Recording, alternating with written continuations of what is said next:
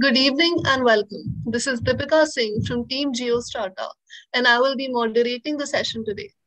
I'm in my first year pursuing political science honors at Hindu College, University of Delhi. Thank you for taking the time today to join us at the Geostrata as we talk about the topic ongoing geopolitical complexities in Europe. On 21 February, Russia announced that it officially recognized the independence of Donetsk and Luhansk, two separatist regions located in East Ukraine. 4 days later, Russia began military operations, striking major Ukrainian cities, including Kiev, sparking international condemnation. Since then, the world's attention has been on the invasion, the response from the international community, and the enormous humanitarian crisis unfolding in Ukraine. Against this backdrop, the Geostrata hosts a webinar discussing the Russia Ukraine crisis while seeking to locate India's national interests amidst this geopolitical conundrum. To talk more about this, on the behalf of Team Geostrata, I would like to welcome our speaker, Mr. Soumen Bagchi. A practitioner, Mr. Bagchi is currently an additional secretary at the Ministry of External Affairs, where his work is instrumental to the formulation and execution of India's foreign policy. Mr. Bagchi has a great depth of experience in foreign policy space, having served as the Deputy Director General at the Indian Council of World Affairs. This session will be live streamed on YouTube as well. The viewers are requested to drop their questions on the topic in the chat box. These questions will be answered by Sir at the end of the session. Sir, may I now request you to address the gathering? Yes, thank you very much. I know that the subject of this evening's discussion is the ongoing situation in Eastern Europe. But let me just quickly run through how we have looked at the world and how we have changed since independence. And I won't take more than 5 minutes on it. So before we reach our main subject. So as you know that at the time of independence in 1947, World War II had just got over 2 years ago. And whereas Russia, Britain, America were all on and France were all on the same side in the World War, Russia had gone communist around 1917, 1820. And there was an ideological divide which showed up almost immediately after World War II ended. So by the time we got independent, there was a Cold War between the two sides which had already begun. The Western military alliance that took shape at that time was NATO. It's called the North Atlantic Treaty Organization. And that was a transatlantic alliance with the dominant or most powerful member being the United States. And then, of course, it had Canada and it had the West European states. And on the other hand, or you could say even in response, the Soviet Union at that time, not Russia, it was a much larger confederation called the USSR, had a counter military alliance to NATO, which was called the Warsaw Pact. And that had the East European countries, along with, and the USSR as the dominant partner.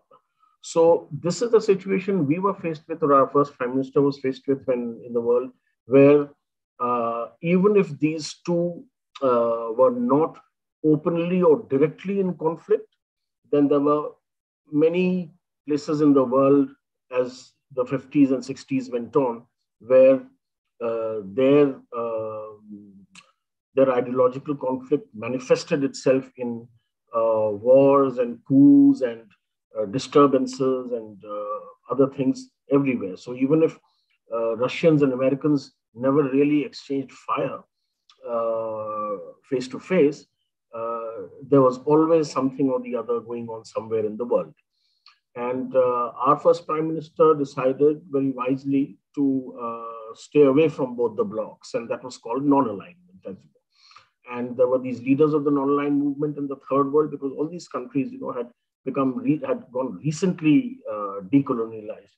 And we didn't want to sort of join any of these blocs because it again meant to be under their sway and having come out of the colonization experience, India was not at all prepared to join any of these blocs, whether Eastern or Western.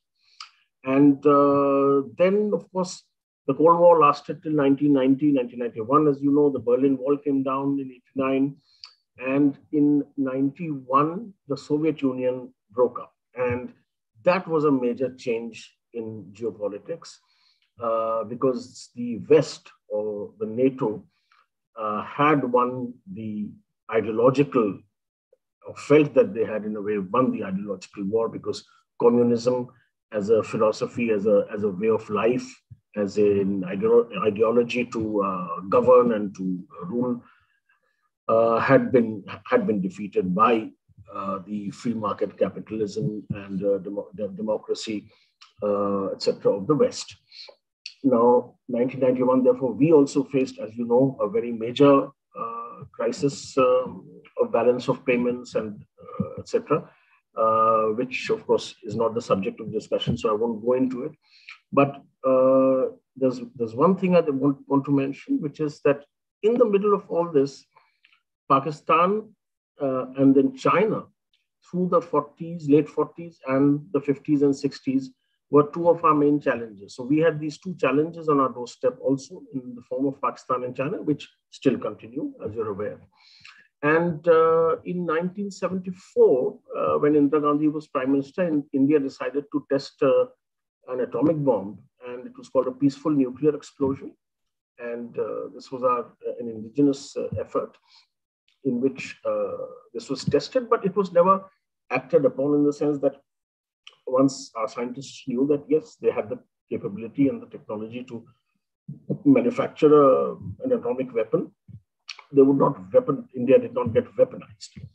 However, after 91, and knowing that Pakistan had gone ahead with weaponization, there were attempts made by the Indian government through the 90s, and the latest one was in 95 when Prime Minister was Narasimha Rao. And but then due to the news got out, and due to international pressure, India couldn't test, and then that government fell in 1996. So Prime Minister Atal Bihari Vajpayee in 98, about 2 months after coming in power, because everything was technically ready, ordered a second round of nuclear tests, as you would know, May 11th and May 13th, if I'm not mistaken. And that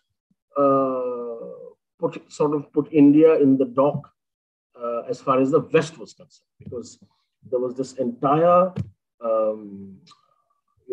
non-proliferation regime which had been built up in the West, a cornerstone of which was the Non-Proliferation Treaty, and which essentially, among many other things, said that these are the nation states in the world which are declared nuclear weapon powers, and only they can have nuclear weapons, and nobody else can be added to it.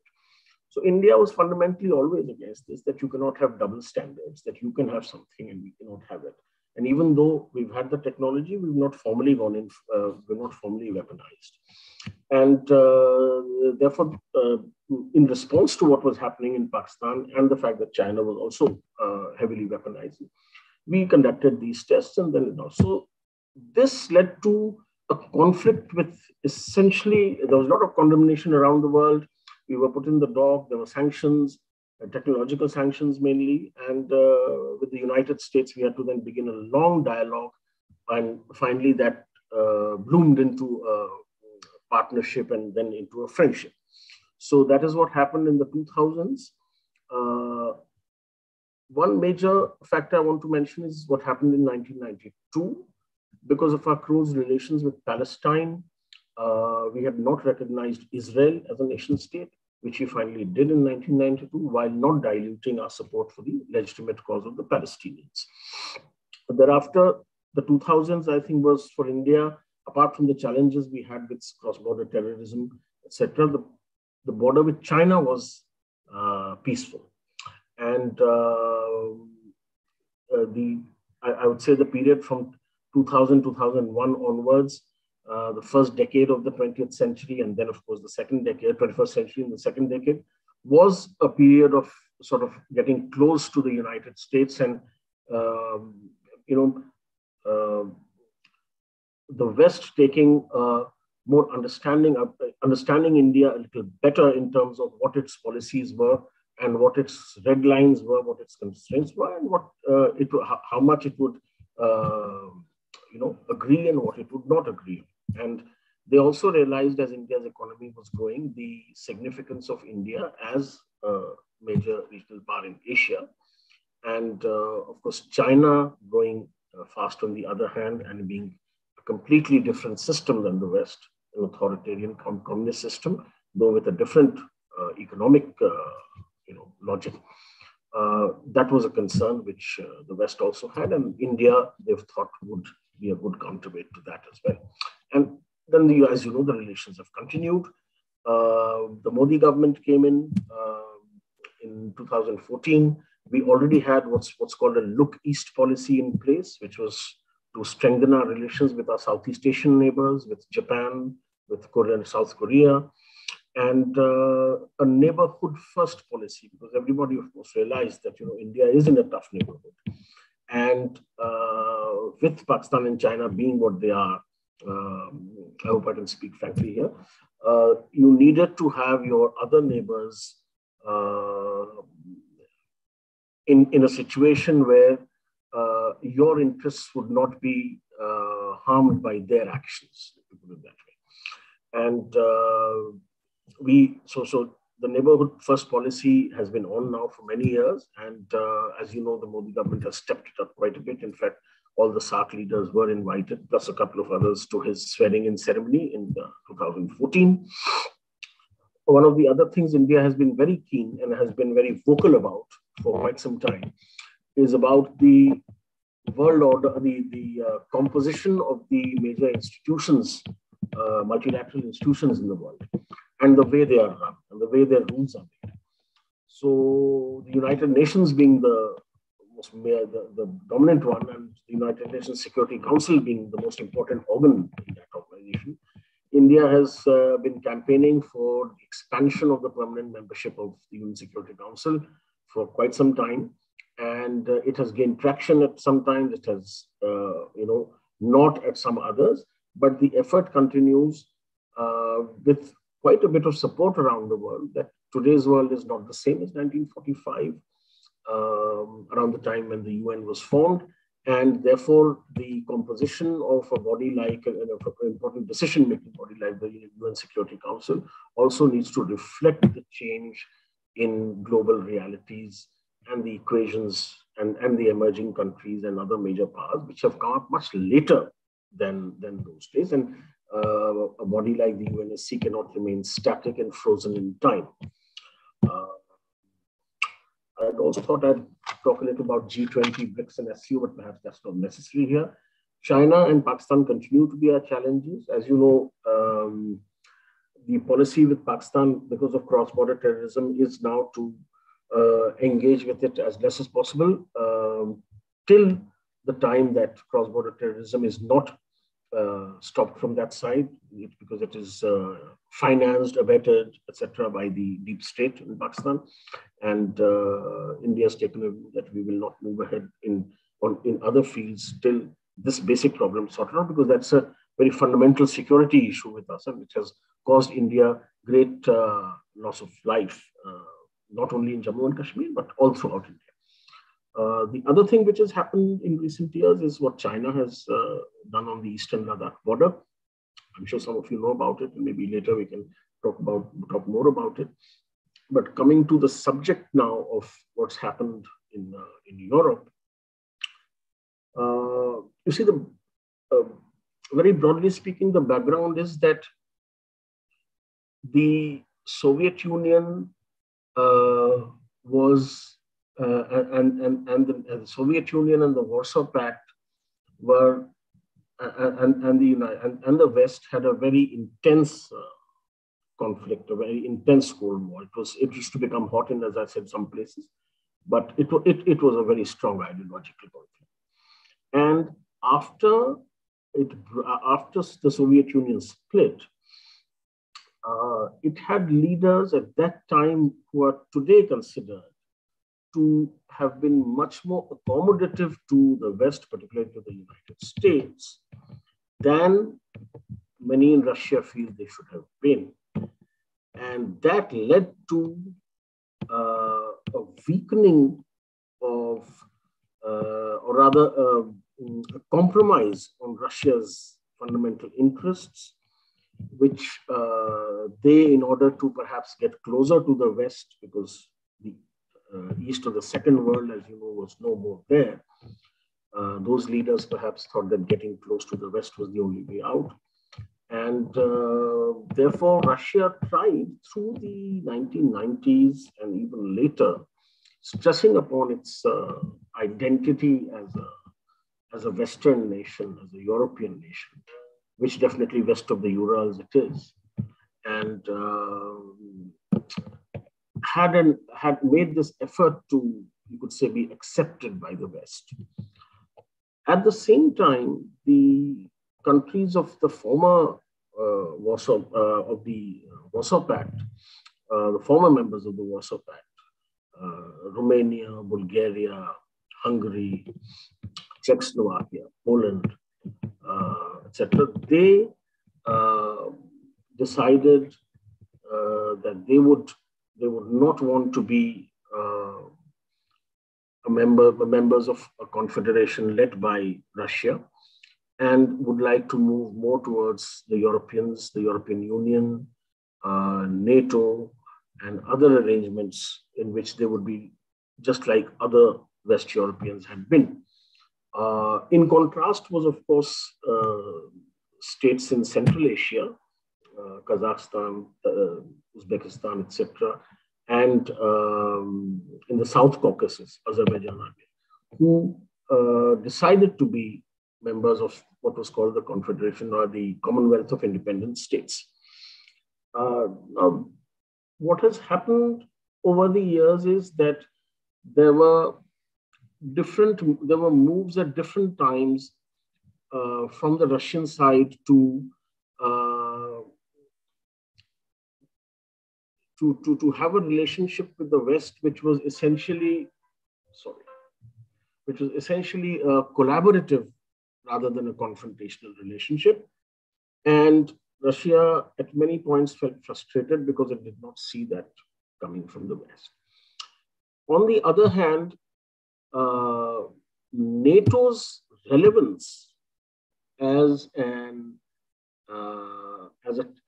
military alliance, it was essentially formed to counter communism and counter the USSR. And after the USSR went, and Russian and communism was no longer the dominating ideology in Russia. For many people, the rationale of continuing with a military alliance like the NATO was gone. But NATO didn't die. Not only did NATO not die or was not disbanded, but it kept expanding. And I'm not a Russia expert, but from what I know, Russia is a civilizational country. And it has a very rich and glorious past. And while they kept protesting and they kept sending feelers to the West that NATO expansion was making them feel uncomfortable, country after country in Central and Eastern Europe, there were, I think, three waves of expansion, which they had in different years after 2000 onwards, or 97 onwards. And Russia saw that NATO had almost come up to its doorstep. And they had installed, high-tech weapon systems in places like Poland, Czech Republic, and all that. So this was building up from both in Russia with a leader like Putin, who again knew that given Russia's economic state, it had sort of improved from what it was after the Soviet Union broke up, but it was still nowhere near what it needs to be technologically, industrially, and economically. And he knew that he could not really take on the West even if he tried. There was a shift in about, I forget the exact date, but sometime about 12 years ago when Russia and China, because China was rising at a very rapid rate, and China was again on the other side of the West. It was on the other side of the line because the interests, China's interests, political interests particularly, strategic interests, and the West interests clashed. And Russia was repeatedly, you could say, denied what it felt was its legitimate position in the scheme of things. It wanted to be closer to the West and be treated as a major Western power, which it was not. And Russia and China, therefore, came closer together. It led to them coming closer together. May not have been the only reason. China, of course, has great needs for energy, and Russia, as you know, has a lot of oil and gas. And so one of the major agreements between them is the supply of a large amount of gas for the next 30 years and things like that. So this is the background in which things unfolded. In 2014, Crimea, which is a very critical peninsula in the Black Sea, and had been given over to Ukraine by Khrushchev in 1954, never perhaps suspecting that the Soviet Union would ever break up, or that Ukraine was actually essentially sort of a part of Russia because it has a big population of Russian ethnic origin, was given over. And this was something which Putin wanted back, because in the provinces of Luhansk and Donetsk in the east, and in places like Crimea, apart from being of strategic importance, the Russian-speaking or the Russian ethnic population was, as per the Russians, not being given their due, not being treated well, and in Luhansk and Donetsk particularly being, in fact, ill-treated, or even, what shall I say, subject to highly discriminatory treatment. There were also militia which were sort of, operating in these regions, Ukrainian militia, which was very, very anti-Russian and violent. And thereafter, and therefore, once there was a time when Russia felt that if it did not take action at this time, Ukraine was showing all signs of wanting to be an EU member, or wanting to be a NATO member. And if you look at the map, then between Central or East Europe, which is, say, the edge of which is, say, Poland, Hungary, Romania, what separates them from, am I audible? Yes, sir, you're audible. Okay. So what separates them from Russia geographically are two countries, Belarus and Ukraine.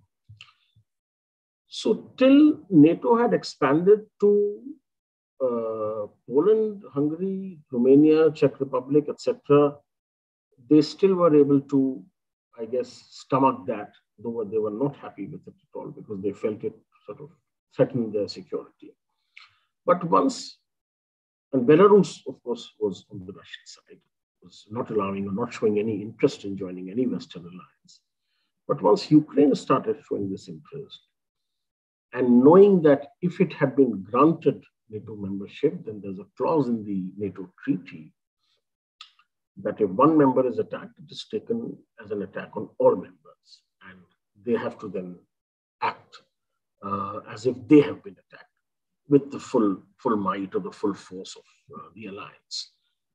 And there would be, of course, many other reasons, some of which we would not be aware of, but that's what this is the provocation that made Vladimir Putin move in, realizing, perhaps making a calculation that moving in after Ukraine was on its way to joining, or after it had joined, would be a little too late, and things would have drifted too far.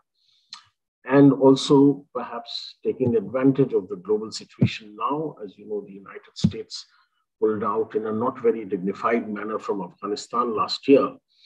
And by all accounts, it was believed that it doesn't have a stomach to fight another war that soon anywhere else in the world, least of all in Europe. And therefore, the timing perhaps was calculated or was thought about in that manner. And then we've come to this situation now where the Eastern republics have declared their independence. Russia has recognized them, is trying to build a corridor between Crimea and the Eastern republics. And of course, it knows that a Ukraine which is leaning towards the West, which is unfriendly to Russia, will always continue to trouble Russia. And therefore, this attempt at changing the politics or the political leadership in Ukraine, so that either by we don't know how it will shape up, but either by having their own somebody aligned to them, or by making the current dispensation completely reverse its course and pledge and promise to be sensitive to Russia's interests. We'll see what happens, because that's an open question. So I guess I guess I'll stop here and hand it over back to you.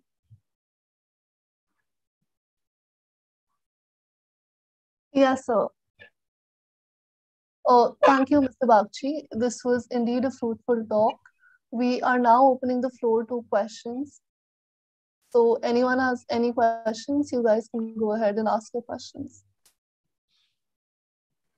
Also, sir, sorry to interrupt. Sir, your video has been paused. If you can. Yes, I don't know why, because that's what I see here as well. That the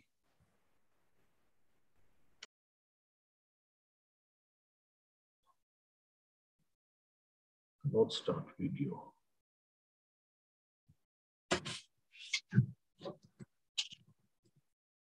Let me leave and join back again.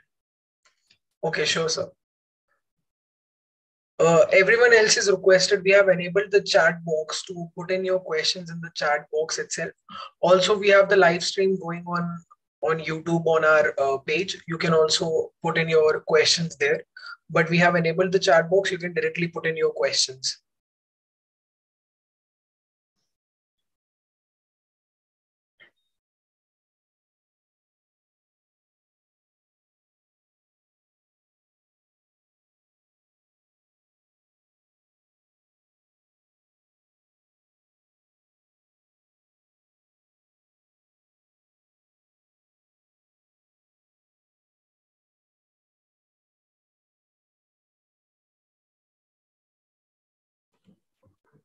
Hello.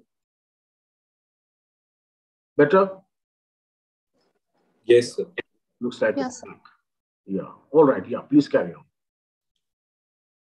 So we have a first question from the YouTube live stream. It is from Janati Asapu. She asks, with the extending war, India's stance of non-alignment is being cautiously looked at. Will this stance last long, or will India be forced to choose a side? You know,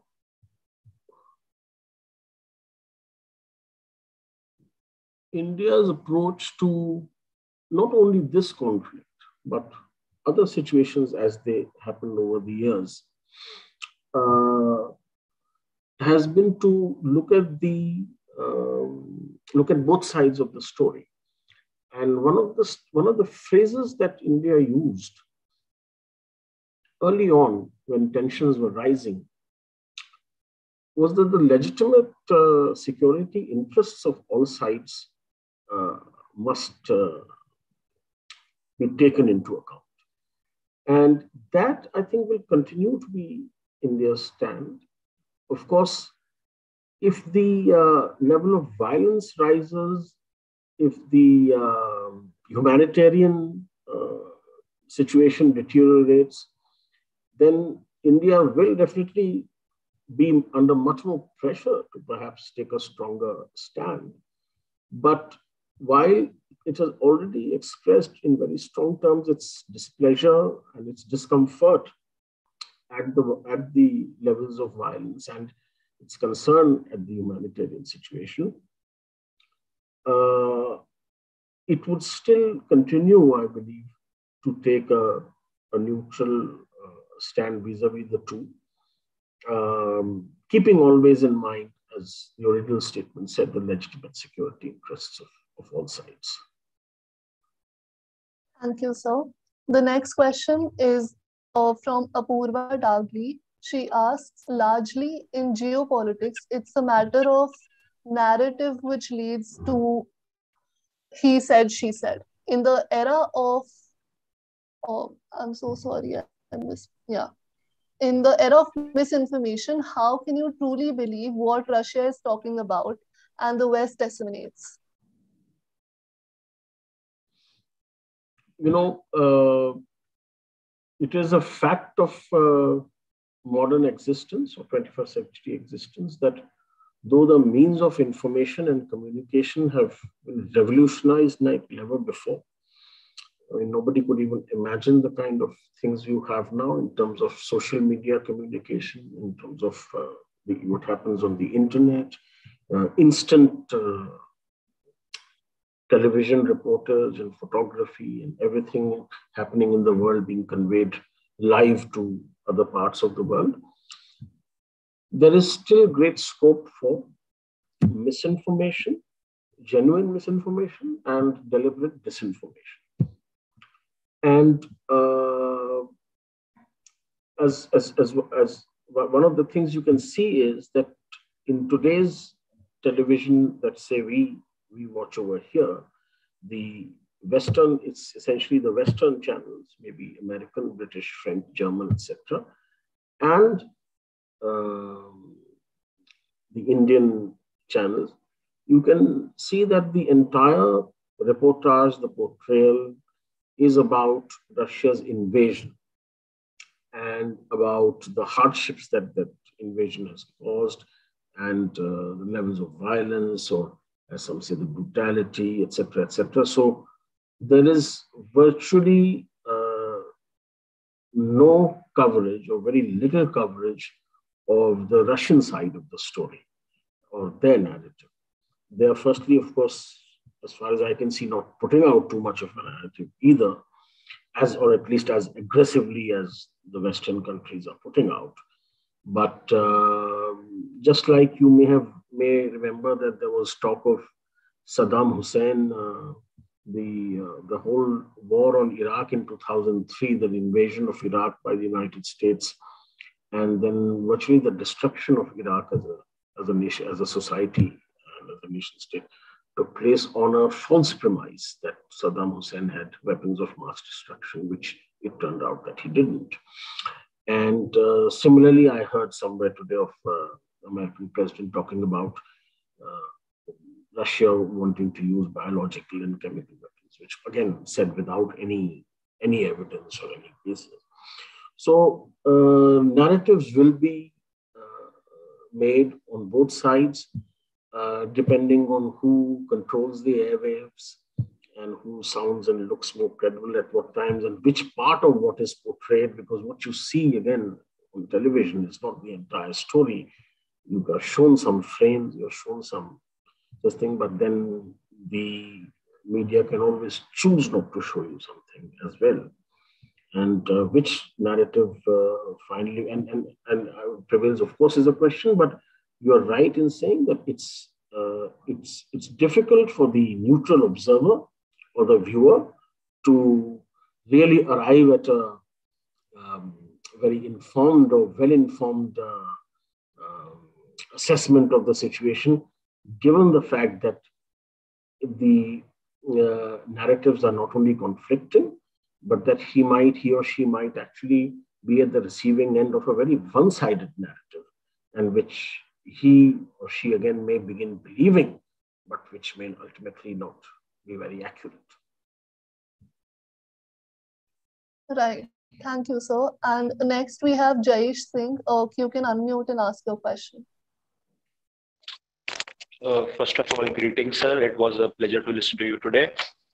And sir, I would like to frame my questions in two parts. First, sir, we've been reading and listening a lot about how Russia has been concerned about the growing influence of NATO in Eastern Europe and how it contributes to be one of the main reasons of this invasion. But sir, what contrary to what this narrative we see is that Eastern Europe is being armed to its teeth right now. So, sir, does this play out as a failure for Russian policy, Russian plan, or Russian plan of invading Europe and holding away the for NATO forces from Eastern Europe, the area which is historically the region of influence of the Russians? And so the seconds have been bombing Middle East for years now. There has been misery, there has been death, there has been destruction. But sir, we do not see the same level of coverage, the same level of hue and cry that we have seen, because people are being bombed in Europe right now. So what narrative does this present to a nation like India, which has been struggling to find a position at the global stage in alliances? Like, we've been buying oil from Russians right now, and also we are the member of an organization, a four-member organization, out of which three members have already sanctioned Russia, the Quad. Yes, your voice was fading at times, so I heard most of it. But what is the precise question that you've asked?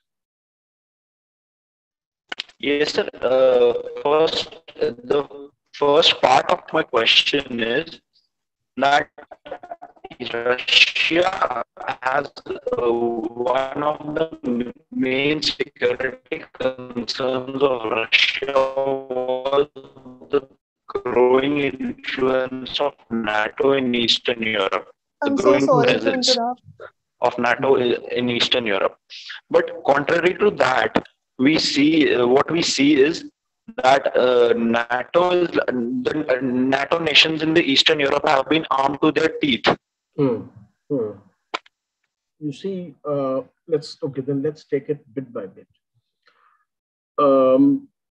As I said, Russia found itself far fallen from its glory that it enjoyed as a part of the as the dominant force in the Soviet Union in 1991. And its economy went down, its industrial production went down, its growth rate went down.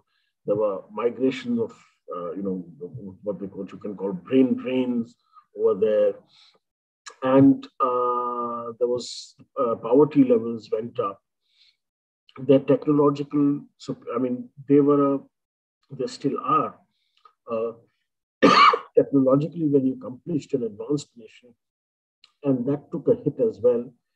And essentially, Russia realized that at that time, in a position of weakness, it's the best policy for it to follow would be, since its systems had changed. As you know, Gorbachev, under whose sort of, who presided over the death of the Soviet Union, had begun these two programs of Glasnost and Perestroika, which were openness and restructuring, so political openness and economic restructuring.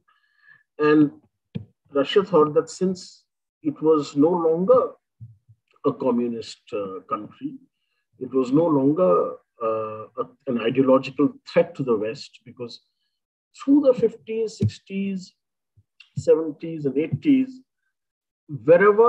whenever a country or a leadership in Latin America, in Africa, in Asia was seen to be tilting towards the Soviet Union or towards communism, or had a communist government, you would see that America, aided by other Western allies, would move in some way or the other. There would either be actual conflict or the CIA would move to destabilize that regime in many other ways. So this used to happen. Now, Russia thought that now with this ideological threat to the West having completely gone, it would be able to have a more cordial and cooperative relationship with the West. And unfortunately, that didn't happen. And on the other hand, there was the expansion of NATO and the militarization of Russia's Western neighbors, excluding Ukraine and Belarus. So that definitely Russia felt a very direct threat from the West, knowing that. And what you might notice in all this is that the Cold War mindset, if you can say, of treating Russia as an adversary had really not gone from Western minds, particularly some American quarters which are very influential in decision making in Washington, D.C.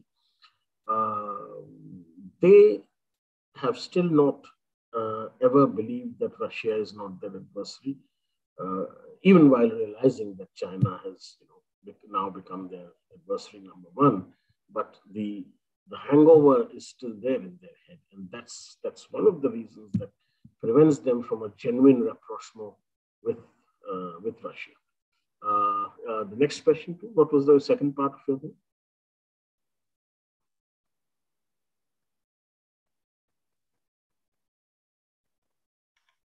I think, sir, we have lost Jayesh on his connection. I think. Is my voice okay right now? Yeah, can hear you. Yeah, sir. In my second part, I asked about the U.S. bombing Middle East for years now, and the misery caused by that, and the level of attention given to that by the Western media and global media as a whole. Again, he who the powerful man controls the news, and in this case, the airwaves were definitely controlled by the US and the West. After all, what news reaches people? What is news? News is what the news givers choose to report to you. And news is what they choose to include and what they also choose to exclude from what they report to you. So definitely there were many, what shall I say,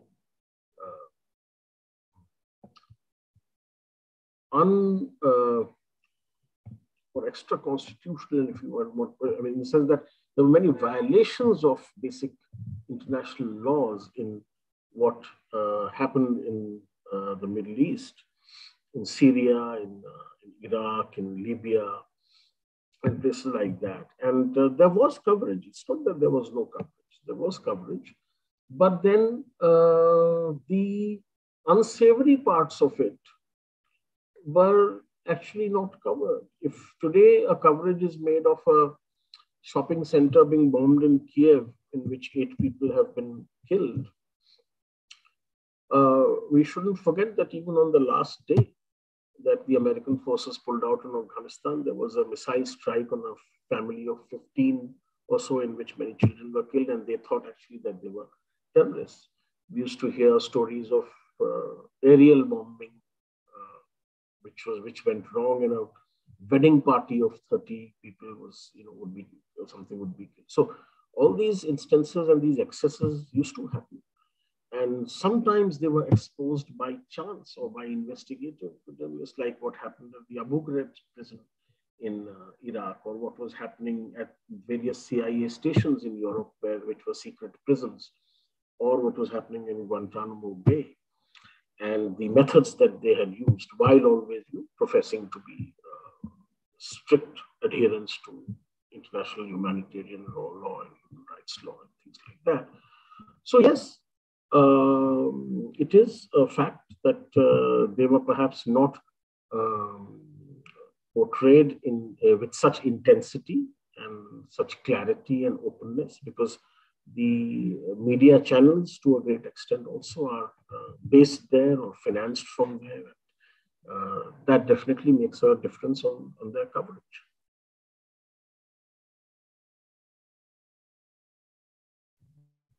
So next up, we have a question from Ashish. You can unmute and ask your question. Thank you, sir. Deepika, am I audible nicely? Yes, you're audible. Okay. Good evening, sir. I'm Asish, studying international relations at Ashoka University. So, as you said, Russia had once enjoyed its glory, but today, as we see, it is a declining or slash declined power, and is creating ripples in the European theater to attract attention in and to appear relevant in the European context. And we have India, New Delhi has invested a lot of diplomatic capital in taking a neutral line when it comes to the Russian attack on Ukraine. And this has evidently resulted in cracks in the Quad architecture in South Asia. Like even today, President Biden said India is shaky in its position according to his view of things. So what what they want, what the Quad or the West wants from India, they did not get it in terms of condemning Russia. And so going forward, if this is a quid pro quo, as it is often in diplomacy, then we might not get their support in sort of balancing China. So this is going to be a tight walk for India going forward. So my question is, how will we make our point without making a disgruntled West in this case? Could you please shed some light on that? Thank you. Yeah, even before these events happened, when America had put very strict sanctions on Iran, India still wanted to finance the Chabahar port in Iran, which would be a gateway to not only Afghanistan, because Pakistan always prevented us from direct trade with Afghanistan, and further on into Central Asia. And we very reluctantly brought down our purchases of oil from Iran, but for quite some time we were purchasing. Even in the case of Russia, though India, became Quad is not really, it's not a treaty alliance that way. So it's a group of 4 countries with common concerns and interests, which has just come together essentially for the Indo-Pacific to ensure, or to at least try and ensure, that it remains a zone of peace and stability. But when we went in, Russia had, as you know, sanctions placed by the West, and when we went in for the purchase of this S-400 missile defense system from Russia, there was a lot of pressure on India at that time as well to back out. And India has gone ahead with it, despite that, and despite the existence of a certain law in America, which is the action against countries which trade with sanctioned countries, the American sanctioned countries, CAPSA. So we've done that, and we've been able to explain our position, because it's not always so black and white that and India, while being very friendly and very cooperative with the United States, has not really lost its strategic autonomy as far as decisions in foreign policy are concerned. So while there may be some noises from here and there from time to time that there is also an understanding. You would have read somewhere else that the Japanese Prime Minister was here recently, and the Australian Foreign Minister had talks yesterday, I think. And they have said things like that. We understand India's position. So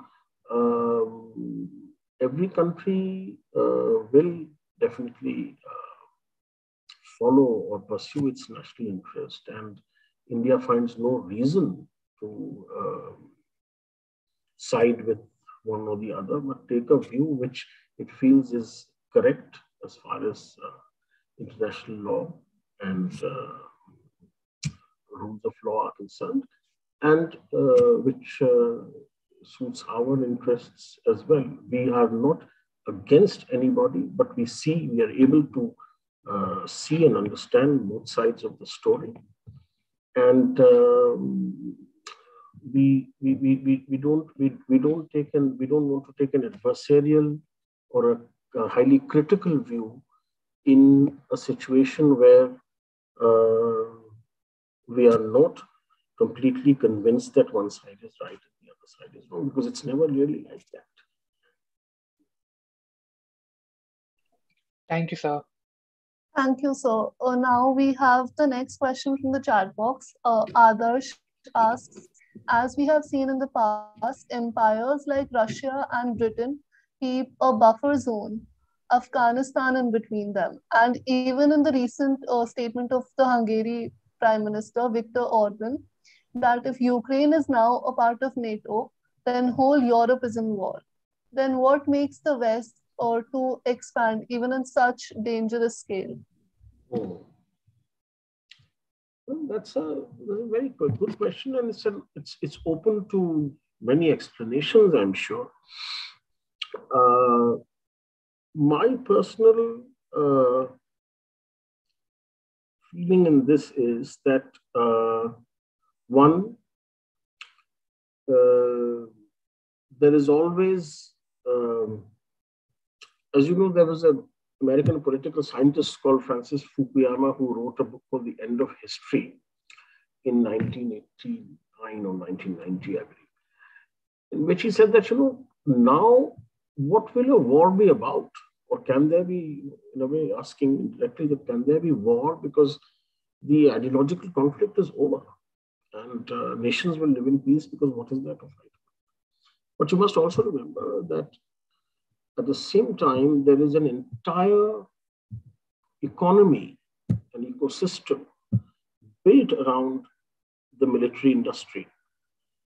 And that will completely collapse or crash if it is not fed from time to time. And if you, again, it's one way of looking at things, and you may agree or disagree. But if you notice, after 1991, the way wars have been waged, and particularly after 9/11 onwards, then you could argue that some or all of these conflicts were actually unnecessary, or they were taken much farther than they should have taken. But the logic of economics in warfare is so strong that the lobby which supports or which goes for these things is the controlling or the influential group of people. So as you might have noticed, what has happened as a result of Ukraine is that Germany has doubled its defense budget from $63 billion to 112 or something. Several others have. And it's obviously going to benefit somebody.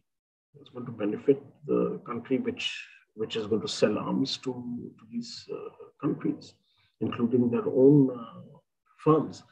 So there are political and economic motivations for these things. The political motivation is for the people, I feel, with the Cold Warrior mindset in the West, to try and push the envelope, to try and see how much Russia would take and how much they can squeeze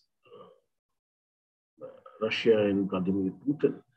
And on the economic side, the logic of conflict is very solid, that if these expensive conflicts did not happen as they do, then a very powerful and very large industry in the world, and particularly in the West, would might find itself irrelevant. Right. Thank you, sir. Now we'll be taking up the last question by Pratyaksh, and then we'll end the session. Good evening, sir. Good evening. Yes. So my question is that given that the stance that India took regarding the Russia-Ukraine crisis in the Indian political circles, but also in the Indian general discourse, why is it that India is expected to give clarifications on the stand it usually does? Like when like India had to clarify it again and again, and even certain questions were being raised that because of the stance that India took, how will it affect the Quad? So why is it that our people seek some sort of clarification from the US surface? Are you asking about clarification being sought by our own people or clarifications being sought by external powers or external? Sir, my question relates to both of them. Mm-hmm. Well, I think it's as far as internally is concerned, it's always a good thing to ask questions. Whatever I have said today may actually be very disagreeable to somebody and who may not agree with it and who may have a different point of view. So if India has officially taken a stand and informed and educated Indians discuss it or debate it or question it, I think that's actually healthy and there's nothing wrong with it. It does not necessarily mean that we are oversensitive to what others think about us. But if we are questioning it essentially because we want to question it or we feel that something else, some other view could have been taken, then I have no problems with that. As far as the external world is concerned, I think, as you can see, when you are a weaker, and this is the whole one of the consequences of economic growth or development, that when we went in for the nuclear tests in 1998, our economic reforms had been announced in 1991, and that's slowly taken off, and we weren't still at a high growth rate, which we came into in the 2000s, and we weren't economically that secure or that confident, even with our balance of payment situation and things like that. So India had to, at that time, care much more or be more sensitive to external views and concerns. And just to give an example of what Imran Khan said the other day, you might have read the papers that praise for India's foreign policy came in from an unlikely quarter. It's because Pakistan is in an economically weaker situation than us, that it's facing pressure. In this case, the example of the pressure was from the European Union, which it seems has written to Pakistan to condemn the Russian invasion. And Imran Khan was asking that, why have you written to India to do the same thing? Of course, they always compare themselves with them. But then the reason I mention this is because when you are in a vulnerable position, economically, technologically, industrially, militarily, then there is often no option but for you to take other views into account and to shape and mold your approach accordingly too. But as you can see, that as we are emerging from and becoming a stronger and more developed nation, by and by, it's of course a gradual process, that confidence is also growing, that we can, we will look at a situation independently, and we will not be hesitant in stating ourselves. If others ask for explanations in conversations, that's part of international relations, that, if somebody speaks to the Prime Minister or the Foreign Minister and asks them that, India's been saying this or doing this, and then just like we may ask someone else, we are asked and we explain. And but explaining something doesn't mean you compromise or you change. Right. Thank you, sir. We shall now proceed with the final vote of thanks. I would like to thank Mr. Soumen Bagchi on the behalf of Team Geostrata for enlightening us with his words of wisdom. It was a pleasure, sir, to host you, and we look forward to organizing many more events like this in the future. I would also like to thank everyone who attended the session till the end.